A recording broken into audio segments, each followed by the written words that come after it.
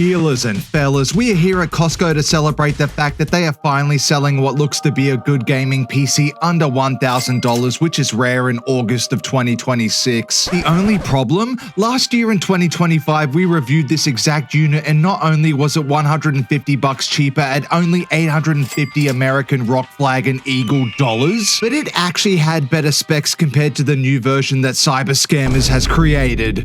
Sorry, I mean CyberPower, my bad. In fact, things have gotten so bad with RAM, storage, and GPU prices that they don't even put PC parts into their display models anymore. It is just an ARGB case, an I/O shield, and a painted-on cardboard motherboard. What the hell, LeBron James, is happening? So we are purchasing this monstrosity with our own money to see whether or not it's worth 999 big ones in the big 2026, and we will see how they actually made it worse compared to the older unit from December of 2025. Let's get to it. Alright dude and dudettes, let me take you back. The year was 2025 and Costco just dropped this CyberPower Xtreme Gamer PC. This was right around the time that RAM and M.2s were exploding in price, so she was a beauty for 850 United States simoleons. If only we could have seen just how bad things would become, because in August of 2026, they have re-released this bad boy, this time in a brand new case, but with 1 terabyte less storage for an additional $150. Down $500 from its MSRP price of 1,500 United States turkey burgers. I think I just threw up in my mouth. Now, I wasn't planning on re-reviewing this, but a ton of people in the comments have been asking me, given that it has increased in price and the specs have changed from my last review. And the fact that the in-store models now only have cardboard motherboards, RAM, and GPUs on the display unit, I couldn't resist. So we've now got the PC back into the glizzy cave, and let's see whether this $999.99 PC is worth the price of admission during the PC apocalypse that is 2026. So a couple of quick taps on the box and we pull it up to reveal the STD-infested gaming peripherals that CyberPower includes with every gaming PC. Surprisingly, these haven't been updated. It's still the same cheap plastic ARGB spit and keyboard and mouse that we got in the 2025 edition.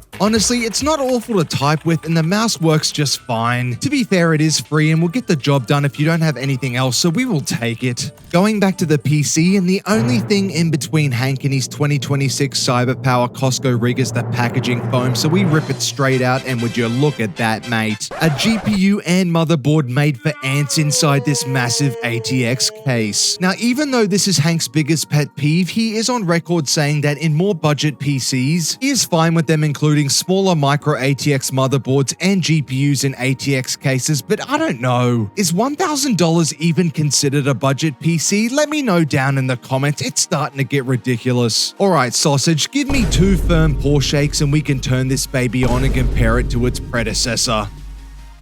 And sweet baby Christoph, the ARGB in this thing is brighter than the sun. Hank is an ARGB rainbow puke fanboy, and the light bars on the front of the case and the PSU cover scratch that itch for him. Now, aesthetically, looking back at the 2025 rendition of this PC, the only noticeable difference is that they had an MSI branded GPU in this sick bright red T-Force RAM, where now we have a gigabyte GPU and plain black RAM sticks. Something not as noticeable until you look closer is that for some reason, they drastically changed the design of the top part of the case to include this plastic removable piece, otherwise she still looks the same. Personally, I think it's a good looking PC, but if you're a long-time viewer of the channel, you would know Hank's biggest pet peeve is the tiny GPU and micro ATX motherboard in these huge cases, so let me know if that annoys you as well or if Hank is just a diva.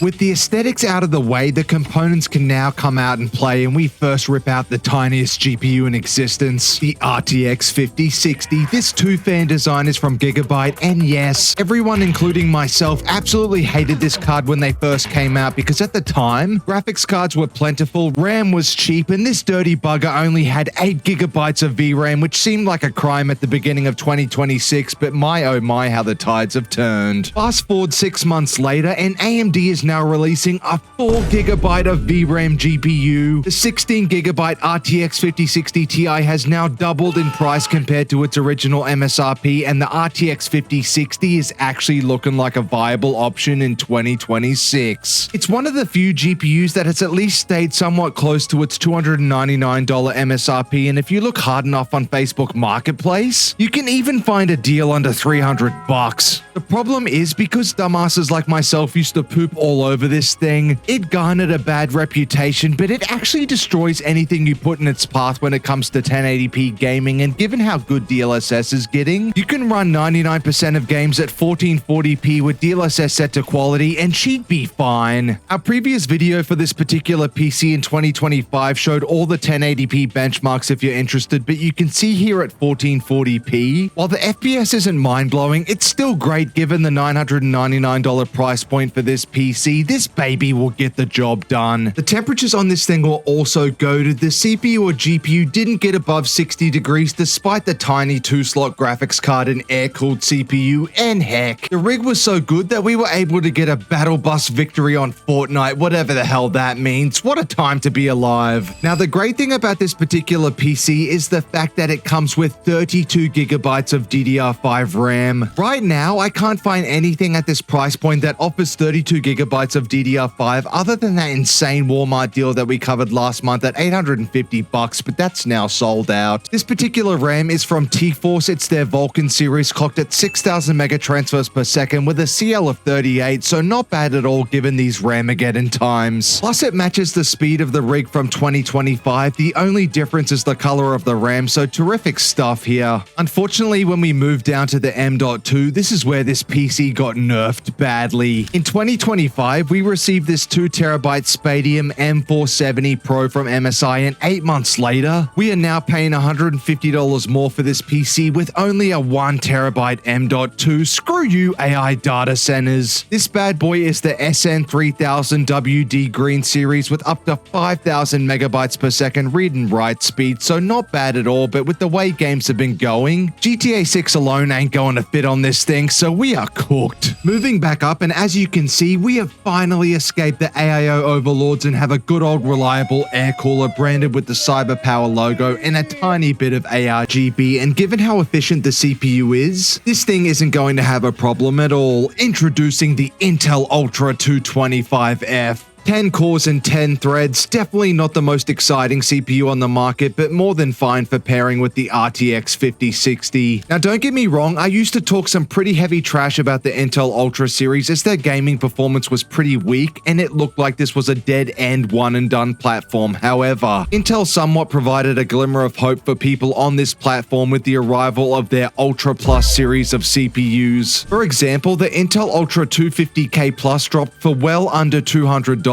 brand new, moving up to 18 cores and 18 threads while significantly increasing clock speeds in L3 catch, ultimately making it much better for gaming and productivity compared to the 225F. So if you do buy this CyberPower Costco rig and you wanted a relatively large upgrade, you could probably very easily sell your 225F for $100 on Facebook Marketplace and get the 250K Plus for under $200, or even the 270K Plus, which again is a very big step up for $250, and you've got yourself a beast of a rig moving forward. So with the CPU out of the way and the air cooler removed, we can now see the brand of this tiny motherboard, and just like 2025, they have gone with the B860M Max Gaming AX Wi-Fi from ASUS. Now, I am not actually disappointed by this. If you followed this channel for a long time, you would have seen that we have literally reviewed $2,000 and $3,000 PCs from iBuy scammers. Sorry, iBUYPOWER. I don't know why I keep getting their name wrong. And they literally have shoved B650 micro ATX boards into their builds. So at least CyberPower has gotten with the times and thrown in something on the B800 platform. Good job, fellas. Now, while this is a budget board, this thing is perfectly capable of pairing the 225K with the RTX 5060. It also supports PCIe 5 in the top M.2 slot and also the top PCIe slot for the GPU. On top of that, it has 3 M.2 slots, although one is on the back and almost impossible to get to without taking the motherboard out of the case. The rear I/O is also fine for a budget board with 2.5 gigabit LAN, a fair few USB Type-A ports, 120 gigabit USB Type-C, and Wi-Fi 6, so overall it's a budget board, but thank heavens it's not a B650M for once. So last but not least is the power supply, and in the past, this baby came with the Apevia Prestige 600 watt 80 plus gold Tier C on the PSU tiers list powering its components. Now, I am on record as being an Apevia Prestige fanboy, but I know most people hate hate on it in my comments, calling it an absolute bomb. So as we remove the back cover of our current 2026 PC, you can see we are once again blessed with some great cable management, which I will say, I have never once purchased a CyberPowerPC without it having excellent cable management. But unfortunately, we can't see the PSU brand, so we're gonna have to take it out after a quick drum roll, and once we fade to black,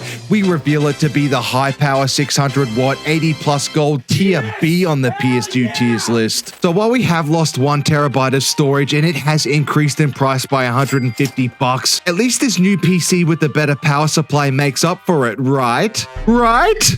Okay, maybe not, but overall, would I say this is a good purchase in 2026? Unfortunately, if you are looking to purchase a brand new gaming PC right now from a big box company, the budget category has been wiped out completely, and anything under $1,000 is basically as budget as you can get. But considering with this particular build, you get 32 gigabytes of DDR5 RAM, a great looking case, Nvidia's upscaling features with the 5060, and a 2-year warranty under Costco, this is almost impossible to beat right now. Plus, you also have 90 days to return it, no questions asked, so you can give it a shot and see if it fits your needs.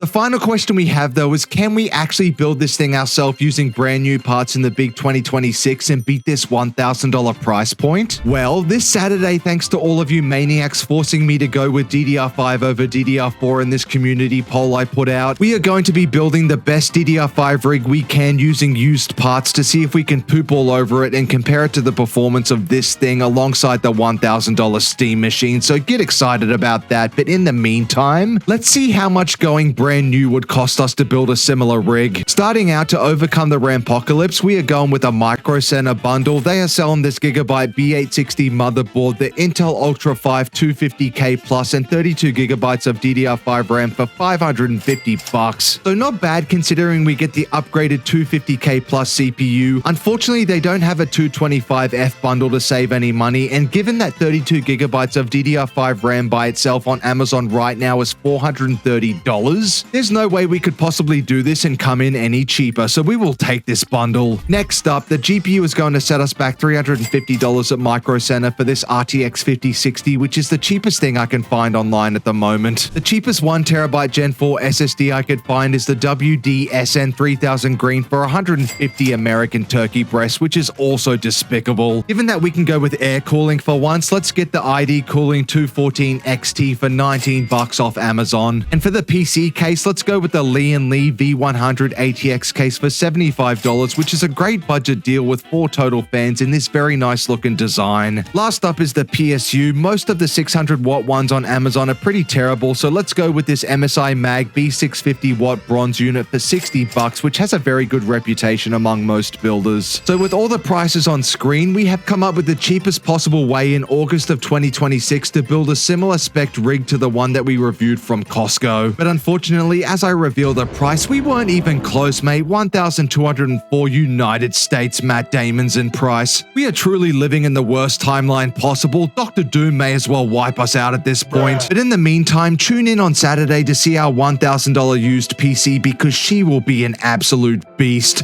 Me and the Glizzy love ya. Goodbye.